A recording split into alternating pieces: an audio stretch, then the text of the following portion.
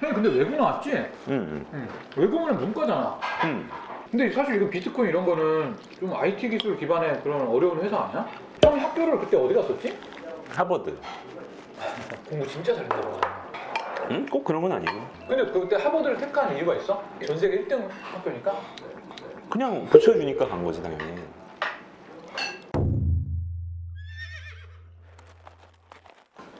그래서 형이 그때 전공을 뭘로 갔었지? 미국에서는 가서 정하지. 그럼 뭐 약간 자유전공이야? 완전 자유전공이지. 이것저것 많이 해보려고 좀 두리번두리번 많이 했었지. 철학과도 좀 들어봤다가 수학도 좀 막 들었다가 경제도 들었다가 그러다가 이제 역사로 그냥 선택을 했지. 역사가 형한테 맞았어? 그때 좀 겸손한 학문 같아서 나는 영어 배우러 가야 되는 거잖아. 근데 이제 경제학이나 뭐 수학 이런 거를 하면은 수학은 좀 역량이 안 됐고 경제학은 하면 영어를 좀 딴 거 하는 것보다 덜 배우겠더라고. 야 그래도 엄마가 엄청 반대했겠다. 이런 새끼 돈 벌어서 저 하버드 보내놨더니 돈한테는 역사학이나 앉아있고. 그러다가 이제 미국도 3학년 되고 4학년 되고 그러면 이제 취업 생각을 해야 될 거 아니야. 그때 뭐 할지 몰랐어 그냥. 졸업하고 나서 한 1년 동안 이것저것 막 다양하게 해봤어. 여행도 졸업하고 1년 동안? 응. 근데 우리나라에서 졸업하고 1년 동안 취업 못하면 취업 안 돼. 대학원 갈까 공부도 좀 하고 뭐 여행도 갔다가 봉사활동도 갔다가 뭐 이렇게 살다가 보니까 나 이제 슬슬 압박이 좀 오더라고. 오지. 근데 이제 친구가 컨설팅 쪽 해가지고 나도 이쪽 지원해야 되겠다. 어디였지? 맥킨지. 맥킨지. 다른 금융회사랑 인터뷰할 때는 내 경험을 되게 싫어하더라고. 졸업하고 뭐 1년 동안 뭐 이것도 했다가 저것도 했다 이런 것들을 별로 안 좋아하더라고. 안 좋아하지. 근데 이제 그 맥킨지랑 면접할 때는 그걸 되게 좋게 봐줬어 사람들이. 약간 좀 소개팅하는 것 같은 느낌이라 그래야 되나? 여자였어 면접관이? 그럼 이제 그 다니다가 얼마나 다녔지 형이? 2년. 2년? 다니다가 뭐가 힘들었어?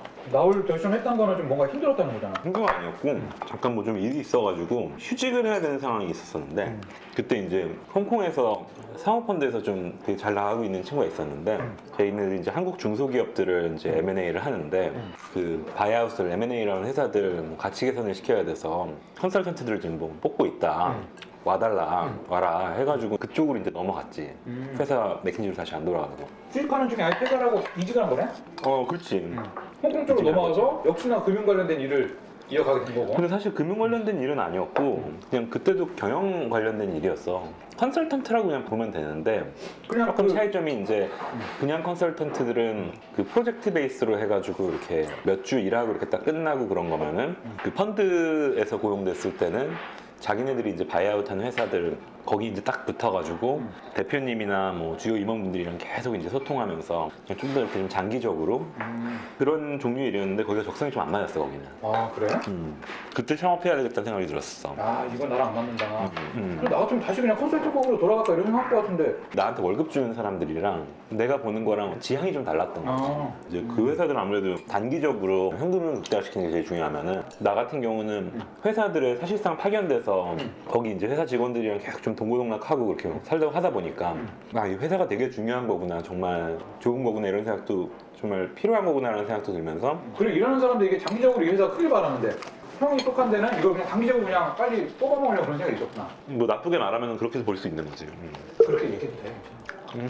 뭐 사업에 관심 있는 사람들 주변에 있으면 통해 소개받아서 뭐 얘기도 듣고 공부도 좀 하고 하다가 그냥 딱 느낀 게 남들이 되게 다 잘 된다는 시장, 잘 되는지 아는 시장에 가면은 그런 데는 사실 대기업이 훨씬 잘하고, 근데 오히려 이제 사람들 의견이 분분한 시장들 있잖아요. 그러니까 될지 안 될지 모르는 시장들, 근데 되면 엄청 커질 것 같은 시장들, 이런 데에 시작을 하는 게 그래야지 승산이 있겠구나라는 좀 어떤 레슨이 있고, 여름방학 때 이제 좀 이것저것 기회 알아보고 돌아다니다가 14년도 말에 우연한 계기로 비트코인을 알게 됐는데 아까 말한 사업 아이템의 정의에 완전히 부합을 한 거지.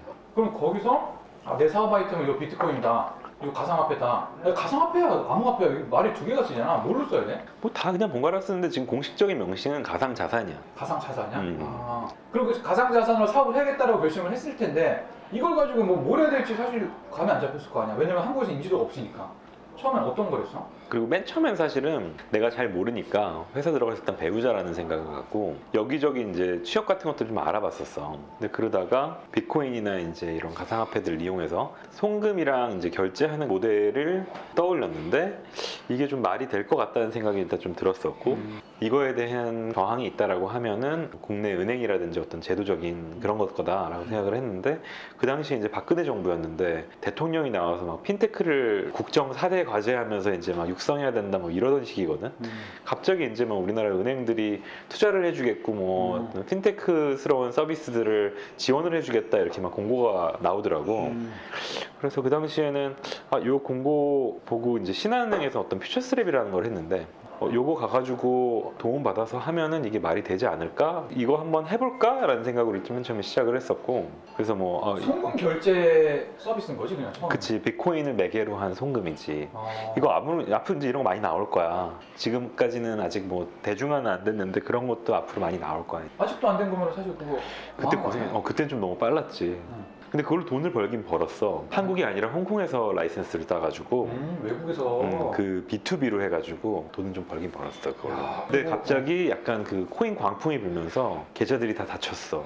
그래가지고 그 왜 사업은 닫혀? 접어야 됐어. 그냥 정부에서 은행 계좌들을 다 닫게 했었어. 그때 좀 규제한다고. 지금 생각하면 그 당시에 너무 우리나라에 대한 좀 이해가 좀 떨어져가지고 은행의 어떤 준법이나 컴플라이언스나 이런 것들 놓고 봤을 때 보수적이니까. 쉽지는 않았을 것 같고 근데 이제 어쨌든 굉장히 그것도 좀 고생을 했지 출시가 안 돼서 근데 이제 되게 재밌는 건 이제 그때도 은행 입장에서는 우리가 이제 핀테크 지원한다 이런 것도 홍보는 해야 되니까 금융위원장이나 이런 뭐 장관급들 이벤트 있으면은 우리 데리고 가가지고 우리 이런 거 한다라고 말은 하는데 이제 보여주기 실제로는 식으로. 보여주기 식으로 근데 실제로는 서비스는 절대 출시는 안 되고 그냥 시간은 가고 비용은 이거저거 해야 된다 가지고 붙었는데 이제 비용은 말라 죽고 약간 좀 이런 상황이었었지. 이게 제대로 원래 사업 계획했던 대로는 안 되겠구나. 뭔가 좀 새로운 비즈니스를 해야 될 것 같은데 그 당시에 이제 우리가 거의 인프라처럼 이미 투자도 받고 땅땅하게 자리 잡고 있을 것 같다라고 생각을 하던 거래소들이 해킹되는 사태가 벌어졌었어. 맞아. 홍콩에서. 그거 딱 보고 우리가 제대로 하면 기회가 있겠다는 생각이 들었어. 그래서 이제 팀원들 설득을 해서 그때 이제 거래소를 만들려고 준비를 했었지. 근데 자본이라든지 어떤 인력 규모도 작았기 때문에 거래소 출시가 원래 2017년 1월달 출시를 목표로 했는데 3월, 5월, 7월, 9월 막 계속 미뤄지다가 결국은 2017년 11월달에 출시를 하게 된 거야. 근데 그때는 거의 광풍의 막바지였지. 광풍이 불 때 거래소에서 돈을 많이 버는 거 아니야? 그치, 돈 못 벌었지 우리는. 와, 그럼 진짜 최악의 타이밍에 거래소를 형은 런칭을 한 거고. 그치, 사실상 비즈니스적으로는 되게 좋은 타이밍이 아니었지. 그럼 솔직히 나 같으면 힘 빠져서 그냥 그만뒀을 것 같아. 뭐 근데 그런 유혹도 있었지. 그렇게 하려고 얘기하는 사람들도 많이 있었고.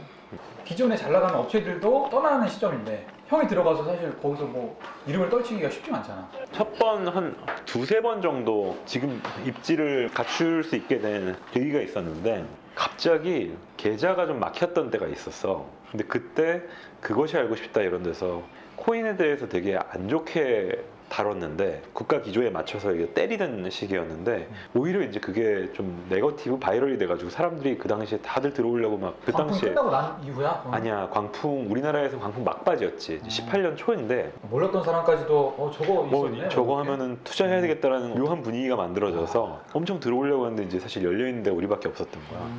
그러니까 그때 또 이제 사람들이 엄청 들어오고 그러다가 갑자기 코인 폭삭망하고. 그치.